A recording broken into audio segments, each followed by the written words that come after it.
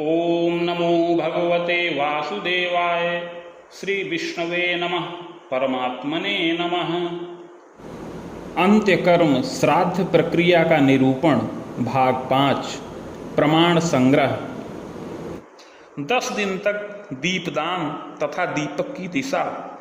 प्रेत के कल्याण के लिए 10 दिन तक दक्षिणाभिमुख तिल के तेल का अखंड दीपक जलाना चाहिए। देवों के निमित्त दीपक का मुख पूर्व या उत्तर और पितरों के निमित्त दक्षिण करना चाहिए। 10 गात्र के दिन 10 पिंडों से यातना देह का निर्माण।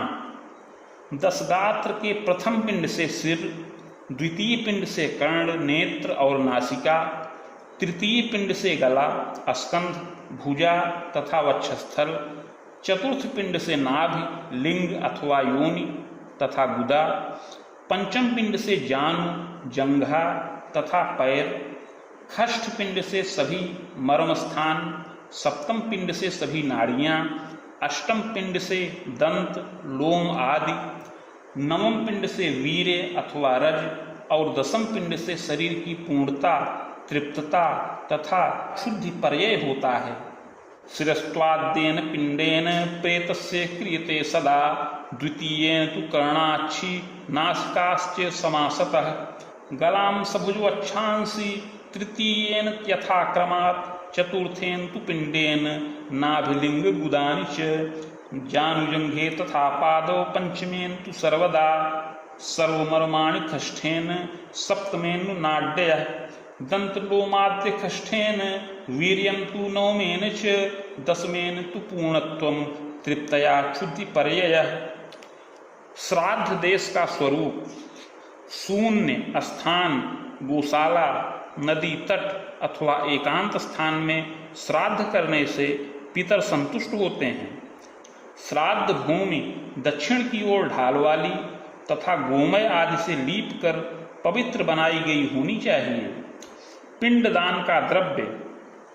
पिंड का द्रव्य शास्त्र में बताया गया है कि जौ आदि का सत्तू, संयाव अर्थात गेहूं के आटे से निर्मित पदार्थ, पायस अर्थात खीर, पिण्याक अर्थात तिलकल्प तथा इंगुदी अर्थात एक फल अथवा गुड़ से पिंडदान करना चाहिए। अग्नि पुराण में बताया गया है कि पिंड द्रव्य में इन वस्तुओं का प्रयोग किया जा सकता है। घृत मिश्रित पायस अर्थात खीर, सत्तू, चरु अर्थात जौ के आटे से बना, तंडुल अर्थात चावल अथवा तिल मिश्रित गेहूं, पायसेनाज्य युक्तेन सक्तुना चरुणा तथा पिंडदानम तंडुलैश्च गोधूमैस्तिल मिश्रितैः। 10 गात्र का प्रथम पिंडदान जिस द्रव्य से किया गया हो, 10 पिंड उसी द्रव्य से देने चाहिए। प्रथमे हनि यद द्रव्यम तदेव स्याद् साह्निकम, प्रथमे हनि यद दद्यात् तद दद्यात् उत्तरे हनि। श्राद्ध में हाथ से बनाए गए मिट्टी के पात्रों का प्रयोग जो आसुर पात्र के द्वारा तिरोधक प्रदान करता है, उसे उसके पितर ग्रहण नहीं करते। कुम्हार के चाक पर बनाए गए पात्र को आसुर पात्र कहते हैं, अतः उसका प्रयोग नहीं करना। हाथ से बनाए गए मिट्टी के पात्र का ही प्रयोग करना चाहिए। आसुरेण तु पात्रेण यस्तु तद्यात्रोदकम पितरस्तस्य नाशनन्ति 10 वर्षाणि पंचच, कुलाल चक्र घटितमासुरम पात्रमुच्यते तदेव हस्तघटितम स्थाल्यादिदैविकम भवेत्। 10 गात्र के 10 पिंडदानों की व्यवस्था। प्रतिदिन पिंडदान करना चाहिए। दिवसे दिवसे देयः पिंड एवं क्रमेण तु, प्रथमे च तृतीये वा पंचमे सप्तमे तथा नवमे दशमे चैव पिंडदानम प्रकीर्तितम। देशाचार के अनुसार कुछ लोग तीसरे दिन से पिंडदान प्रारंभ करते हैं, जिसमें प्रथम तथा द्वितीय दिन के 2 पिंडों का अनुकर्षण करके 3 पिंडदान कर दिए जाते हैं। जो लोग प्रतिदिन पिंडदान न करें, वे तीसरे दिन अर्थात 3, पांचवें दिन अर्थात 2, सातवें दिन अर्थात 2, नौवें दिन अर्थात 2, तथा 10वें दिन अर्थात एक पिंडदान कर सकते हैं, अथवा 10वें दिन एक साथ भी 10 पिंडदान कर सकते हैं। प्रतिदिन पिंडदान करना उत्तम पक्ष है। 10 गात्र के बीच में अमावस्या के आने पर माता पिता के अतिरिक्त किसी अन्य संबंधी का 10 गात्र हो रहा हो तो बीच में अमावस्या आ जाने पर अमावस्या के दिन ही संपूर्ण 10 गात्र के पिंड प्रदान कर देने चाहिए। माता पिता के 10 गात्र के लिए 10 दिन तक पिंडदान करना चाहिए। अंतर्दशाहे 10 चेत तप्त सर्व समापयेत पितृस्तु यावदा शौचम दद्यात् पिंडांजलांजलीन। अशौच प्रवृत्ति की व्यवस्था। जो अग्निहोत्री नहीं हैं उनके अशौच की गणना मृत्यु के दिन से करनी चाहिए, और जो अग्निहोत्री हैं उनके अशौच की गणना दाह के दिन से करनी चाहिए। अतः इसी व्यवस्था के अनुसार 10 गात्र के पिंडदान की भी व्यवस्था समझनी चाहिए। मरणादेव कर्तव्यम संयोगो यस्य नाग्निना दाहा दूर्ध्वम शौचम स्यात् यस्य वैतानिको विधि। रात्रि में जन्म, मरण या रजो दर्शन होने पर अशौच काल की व्यवस्था। रात्रि में जन्म, मरण या रजो दर्शन होने पर अशौच दिन के ग्रहण की गणना कब से होगी, इस संबंध में 3 भिन्न भिन्न वचन प्राप्त होते हैं। अतः देशाचार के अनुसार इन वचनों की व्यवस्था करनी चाहिए। एक मत के अनुसार रात्रि के 3 भाग करके 2 भाग अर्थात रात्रि 2 बजे तक पूर्व दिन से तथा इसके बाद अगले दिन से अशौच मानना चाहिए। रात्रिम त्रिभागाम कुर्यात् तु 2 भागौ पूर्व एव तु उत्तरांशः प्रभातेन युज्यते ऋतुसूतके। दूसरे मत के अनुसार रात्रि में अर्थात सूर्योदय से पूर्व जन्म, मृत्यु अथवा रजो दर्शन होने पर रात्रि के पूर्व दिन को ही प्रथम दिन मानकर अशौच मानना चाहिए। उदिते तु यदा सूर्ये नारीणाम दृश्यते रजः जननम वा विपत्तिर्वा यस्याः सस्य सर्वरी अर्धरात्रावधि कालः सूतकालो विधीयते रात्रावेव समुत्पन्ने मृते रजसूतके। तीसरे मत के अनुसार आधी रात तक का समय पूर्व दिन में गृहीत होगा तथा आधी रात के बाद अगले दिन से अशौच की गणना होगी। अर्धरात्रावधि काल सूतकालो विधीयते। मासिकादि श्राद्धों में तिथि ग्रहण की व्यवस्था। जिस मास, जिस पक्ष तथा जिस तिथि में जो मरता है उसी मास, उसी पक्ष तथा उसी तिथि को छाया माना जाएगा, दिन का ग्रहण नहीं होगा। व्रत के पारण तथा मरण में तात्कालिक तिथि का ही ग्रहण होता है। मास पक्ष तिथि पृष्ठे यो यस्मिन् मृते हनि प्रत्यब्दम तु यथा भूतम छायाहम तस्य तम विदु पारणे मरणे नृणाम तिथिस्ताति कालिका मता। ताताम्बादि पितृपरिगणन। धर्मशास्त्र में श्राद्ध तथा तर्पण के लिए विभिन्न गोत्र वाले पितरों अर्थात ताताम्बादि बांधवों की गणना इस प्रकार की गई है। पिता, पितामह अर्थात दादा, प्रपितामह अर्थात परदादा, माता, पितामही अर्थात दादी, प्रपितामही अर्थात परदादी, विमाता अर्थात सौतेली माँ, मातामह अर्थात नाना, प्रमातामह अर्थात परनाना, वृद्ध प्रमातामह अर्थात वृद्ध परनाना, मातामही अर्थात नानी, प्रमातामही अर्थात परनानी, वृद्ध प्रमातामही अर्थात वृद्ध परनानी, स्त्री अर्थात पत्नी, पुत्र, पुत्री, चाचा, चाची, चाचा का पुत्र अर्थात चचेरा भाई, मामा, मामी, मामा का पुत्र अर्थात ममेरा भाई, अपना भाई, भाभी, भाई का पुत्र अर्थात भतीजा, फूफा, फुआ, फुआ का पुत्र, मौसा,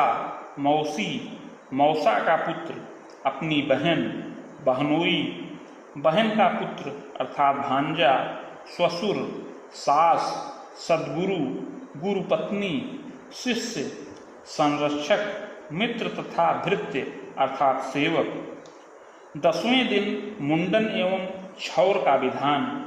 10वें दिन सभी बंधुओं को मुंडन तथा क्षौर कराना चाहिए। क्रियाकर्ता पुत्र का यद्यपि पहले दिन मुंडन हो जाता है, किंतु उसे 10वें दिन ही मुंडन कराना चाहिए। 10वें दिवसे क्षौरम बांधवानां च मुंडनम क्रियाकर्तुषु तस्यापि पुनर्मुंडनमाचरेत्। प्रेत श्राद्ध में निषिद्ध कर्म। सपिंडीकरण श्राद्ध के पूर्व प्रेत श्राद्ध में निम्नलिखित पदार्थों का निषेध है। इन्हें आगे बताया जा रहा है। गोत्रम नो वर्धनताम इत्यादि मंत्र पढ़कर आशीर्वाद नहीं मांगना चाहिए तथा ब्राह्मण द्वारा आशीर्वाद देने की भी विधि नहीं है। कुशों को मोटक की तरह द्विगुण नहीं करना चाहिए, अर्थात मोटक का प्रयोग न करके कुशों को समूल सीधा रखने की विधि है। उदीर, ताम्वर, पुरुषसूक्त तथा रुचिस्तव इत्यादि पैतृक मंत्रों का जप नहीं करना चाहिए। स्वस्तिनो भवन्तु ब्रुवन्तु यह स्वस्ति वचन नहीं बोलना चाहिए। अस्मत् पितः, अस्मन् मातः इस तरह संबंध के साथ पिता आदि शब्दों का प्रयोग नहीं करना चाहिए। भाव यह है कि अस्मत् पितः कहने पर संबंध का बोध होता है, इस संबंध को न कहें। पिता आदि शब्दों का प्रयोग न करके प्रेत शब्द का प्रयोग करें। सपिंडीकरणादर्वाक प्रेत शब्देन तम वदेत। सर्मन, वर्मन आदि शब्दों का प्रयोग न करें, अर्थात सपिंडीकरण के बाद अस्मत् पितः, अमुक सर्मन जो कहा जाता है वैसा न कहें। दोनों हथेलियों को स्वस्तिकाकार करके पृथ्वी ते पात्रम आदि मंत्रों से जो पात्रालंब रूप कर्म अर्थात भोजन पात्र का स्पर्श किया जाता है उसे न करें। कृष्ण कव्यम वृक्ष आदि मंत्रों से जो अवगाह अर्थात अंगुष्ठ निवेशन किया जाता है उसे न करें। ये रूपाणी मंत्र बोलकर उल्मुख अर्थात जलती हुई अग्नि अथवा लकड़ी या अंगारे को न घुमाएं। अपहता असुरा मंत्र पढ़कर रेखा न खींचें। वेदी पर सकृदाच्छिन्न कुशास्तरण न करके समूल कुशों का आस्तरण करें। स्वादितम सुस्वादितम कहकर तृप्ति विषयक प्रश्न ब्राह्मण से न पूछें। अग्निदग्धाश्च आदि मंत्र से विकिरदान न करें। शेषमन्नम किम क्रियताम इस वाक्य से बचे हुए अन्न के संबंध में न पूछें, अर्थात सपिंडीकरण के बाद होने वाले श्राद्धों में श्राद्धकर्ता ब्राह्मण से पूछता है कि ब्राह्मण भोजन के बाद जो अन्न बच गया है उसका क्या करें। शेषमन्यम किम क्रियताम तब ब्राह्मण आदेश देते हैं कि इष्टैः सह भुज्यताम अपने लोगों के साथ भोजन करो। इस आदेश को पाकर श्राद्धकर्ता अपने लोगों के साथ श्राद्ध का प्रसाद पाता है, किंतु सपिंडन के पहले होने वाले एकोदिष्ट आदि प्रेत श्राद्धों में बचे हुए अन्न का खाना निषिद्ध है। नव श्राद्धेषु यच्छ्रम तन्न भुंजीत, अतः शेष बचे हुए अन्न को क्या करें यह प्रश्न निषिद्ध है। इस शिष्ट अन्न को श्राद्ध में भोजन करने वाले को ही समर्पण कर दें अथवा उसकी आज्ञा से जल आदि में डाल दें, न तो स्वयं भोजन करें और न तो किसी को दें। श्राद्ध में अभिरम्यताम कहकर ब्राह्मणों का विसर्जन किया जाता है, वह इसमें नहीं होगा। विसर्जन के बाद ब्राह्मणों की प्रदक्षिणा न करें। ब्राह्मणों के साथ चलकर उनको पहुंचाना भी मना है, सीमा तक उन्हें पहुंचाना चाहिए। उपर्युक्त कृत्य सपिंडीकरण श्राद्ध तक निषिद्ध है। इसी तरह प्रणव का उच्चारण न करें, स्वधा का उच्चारण न करें। उदाहरे स्वधाकारम न तु वेदाक्षराणि वै, विश्व देव संबंधी प्रार्थना न करें। अग्नौकरण न करें। एकादशाह से समंत्रक श्राद्ध प्रारंभ। 10 गात्र के श्राद्ध असौच काल में होने से आमंत्रक होते हैं और एकादशाह से असौच की निवृत्ति हो जाने के कारण सभी श्राद्ध मंत्रों के साथ होते हैं। एकादशाहे प्रेतस्य दद्यात् पिंडम समंत्रकम। उत्तरीय वस्त्र की अनिवार्यता। स्नान, दान, जप, होम, स्वाध्याय, पितृतर्पण, श्राद्ध तथा भोजन आदि में द्विज को अधोवस्त्र तथा उत्तरीय वस्त्र के रूप में गमछा आदि अवश्य धारण करना चाहिए। स्नानम, दानम, जपम, होमम, स्वाध्यायम, पितृतर्पणम नैतो वस्त्रो द्विज कुर्यात् श्राद्ध भोजन सक्रिया। नारायण बलि की आवश्यकता। शस्त्रघात से जिनकी मृत्यु हुई हो, मरण काल में अस्पृश्य व्यक्ति से जिनका स्पर्श हो गया हो और जिनकी मरणकालिक शास्त्रोक्त विधि पूर्ण न की जा सकी हो, उन व्यक्तियों का इस प्रकार का मरण दुर्मरण कहा जाता है। नारायण बलि बिना किए जो कुछ जीव के उद्देश्य से श्राद्ध आदि प्रदान किया जाएगा वह सब उसे प्राप्त न होकर अंतरिक्ष में विनष्ट हो जाएगा। इसलिए उसके सुहेक्षु पुत्र पौत्रों को, सपिंडों को प्राणी के निमित्त नारायण बलि अवश्य करानी चाहिए। शस्त्रघातैर्मृताये चास्पर्श स्पृष्टास्तथैव च तत्तु दुर्मरणं गेयः यच्च जातम विधिं विना। मध्यम खोडसी की आवश्यकता। कुछ प्रदेशों में मध्यम खोडसी कराने का प्रचलन नहीं है तथा कुछ विशिष्ट विद्वानों ने श्राद्ध पद्धति में मध्यम खोडसी का उल्लेख भी नहीं किया है, परंतु गरुड़ पुराण के आगे बताए हुए श्लोक के आधार पर मध्यम खोडसी कराना अत्यंत आवश्यक है। आद्यम सौविशुद्ध्यर्थम कृत्वान्यच्च त्रिखोडसम पितृपंक्ति विशुद्ध्यर्थम शतार्धेन तु योजयेत्। शतार्धेन विहीनो या मिलितः पंक्तिभाङ्नहि चत्वारिशत् तथैवाष्ट श्राद्धं प्रेतत्वनाशनं। सकृदून शतार्धेन संभवेन पक्तिसन्निधि मेलनीय शतार्धेन संधि श्राद्धेन तत्वतः। शव की विशुद्धि के लिए आद्य अर्थात महकोद्दिष्ट श्राद्ध तथा प्रेतत्व की निवृत्ति के लिए खोडशत्रय अर्थात मलिन खोडसी, मध्यम खोडसी तथा उत्तम खोडसी के 48 श्राद्ध करने चाहिए। खोडशत्रय श्राद्ध से जीव के प्रेतत्व का नाश हो जाता है। इस प्रकार शव विशुद्धि तथा प्रेतत्व निवृत्ति हो जाने के कारण 49 श्राद्धों से पितरों की पंक्ति का सामीप्य प्राप्त हो जाता है। अतः सपिंडीकरण श्राद्ध में 50वें प्रेत श्राद्ध का मेलन करने से पितृपंक्ति प्राप्त हो जाती है। उपर्युक्त वचनों के आधार पर मध्यम खोडसी करना भी अनिवार्य है। मध्यम खोडसी के खोडस पिंडदान का स्वरूप तथा उन्मुख स्थापन। मध्यम खोडसी में प्रेत एवं 15 देवताओं को लेकर खोडस पिंडदान किया जाता है, जिनका क्रम आगे बता रहे हैं।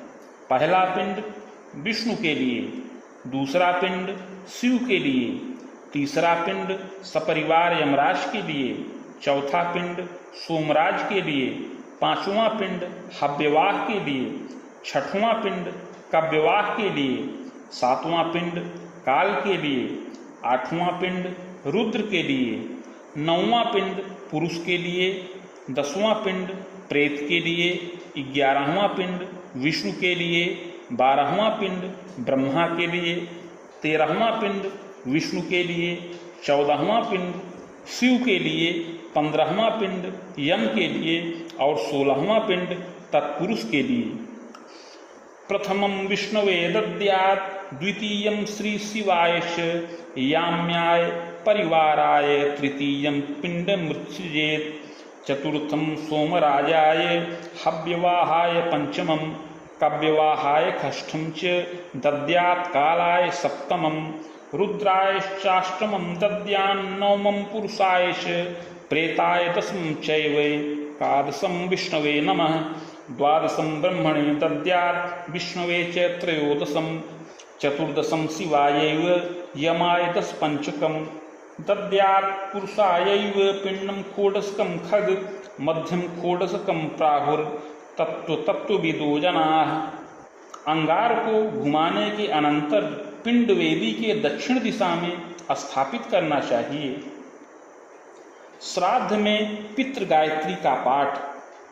जिस प्रकार संध्योपासना में ब्रह्म गायत्री का त्रिकाल जप आवश्यक है, उसी प्रकार श्राद्ध में पितरों के गायत्री मंत्र का जप आवश्यक है।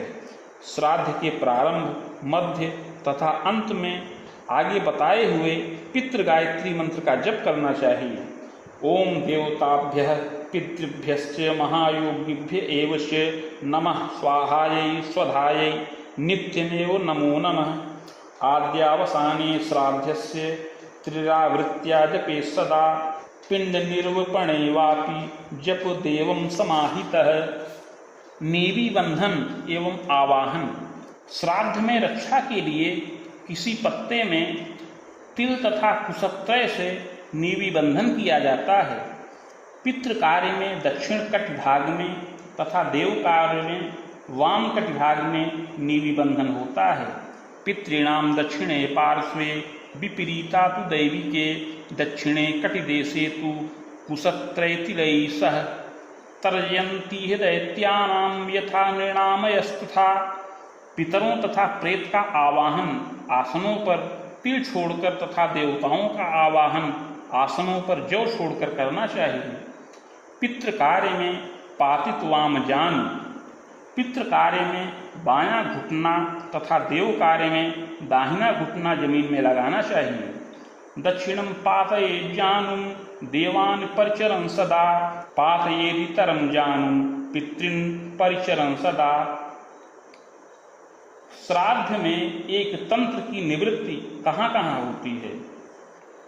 अर्घ्यदान, अक्षयोदक दान, पिंडदान, अवनेजन दान तथा प्रत्योनेजन दान और स्वधावाचन में एक तंत्र की विधि नहीं है।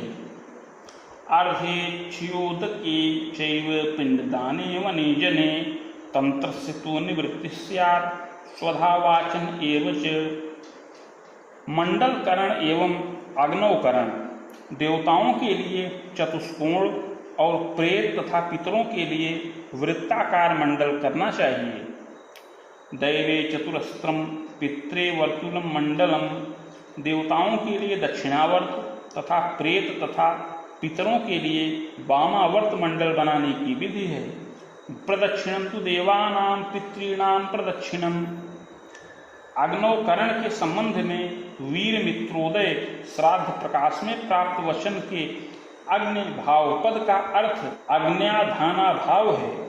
जो अग्निहोत्री हैं वे दक्षिणाग्नि में अग्नौकरण करें और अग्नि के अभाव में अर्थात अग्न्याधान के अभाव में जो अग्निहोत्री नहीं हैं वे सपात्रक श्राद्ध में ब्राह्मण के दाहिने हाथ में अग्नौकरण करें और सपात्रक श्राद्ध न होने पर दोनीय में स्थित जल में अग्नौकरण करें। अग्निभावे तु विप्रस्य पाणौ वाथ जलेपि वा।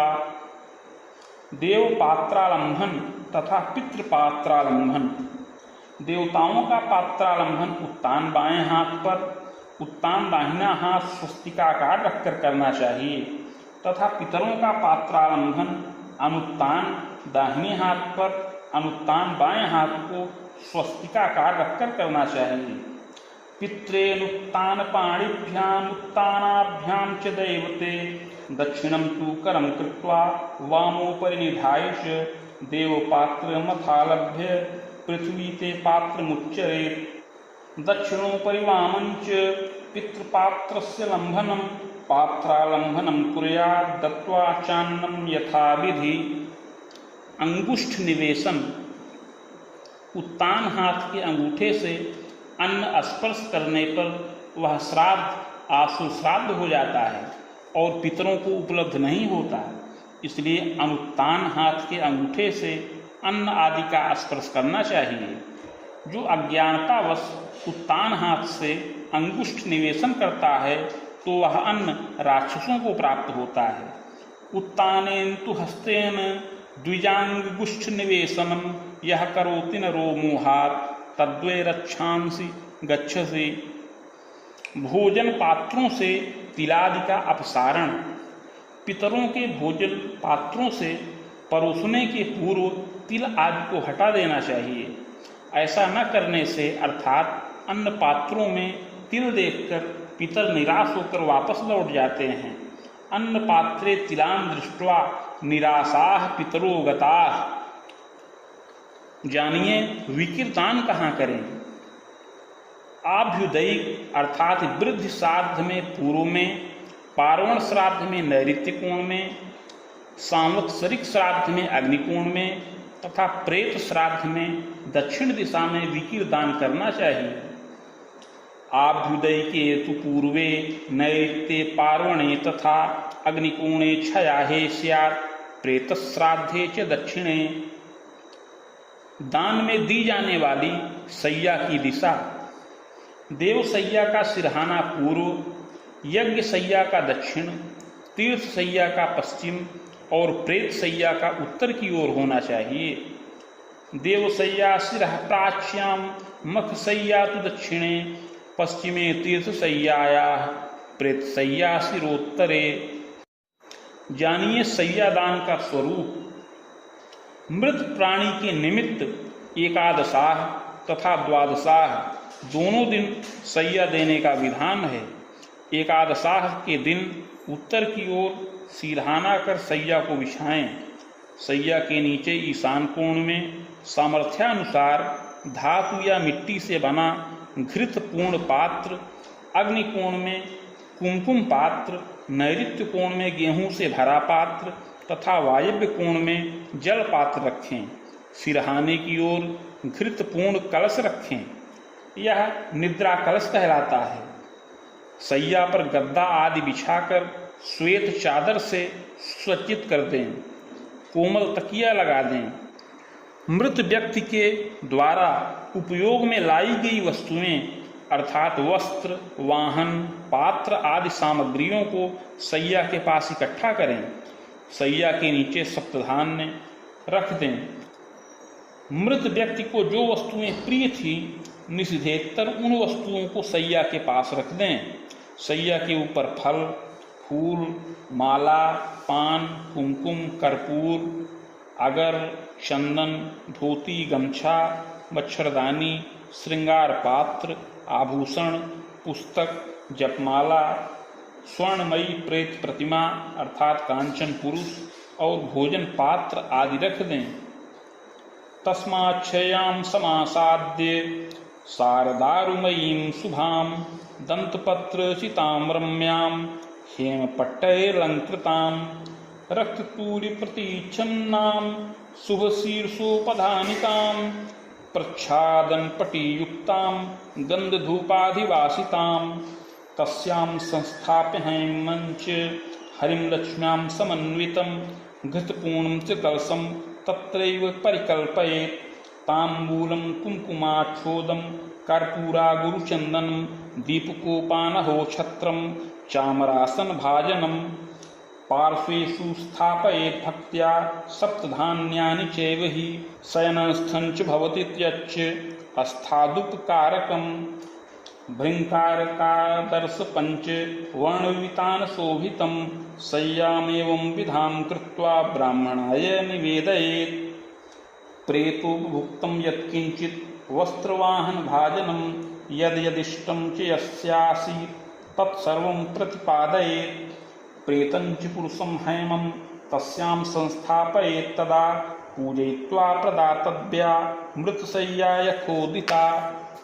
एकादशाह के दिन देने वाली सैया प्रेत सैया कही जाती है तथा द्वादशाह को दी जाने वाली सैया पितृयज्ञ के निमित्त होती है। वह भी प्रेत सैया की भांति सभी उपकरणों से संपन्न रहती है, किंतु उसमें प्रेतोपभुक्त वस्तुएं नहीं रहती और कांचन पुरुष के स्थान पर स्वर्ण की लक्ष्मी नारायण की प्रतिमा स्थापित की जाती है। वह मांगलिक सैया रूप है। इसका सिरहाना दक्षिण की ओर होता है। ओम नमो भगवते वासुदेवाय। श्री विष्णवे नमः। परमात्मने नमः।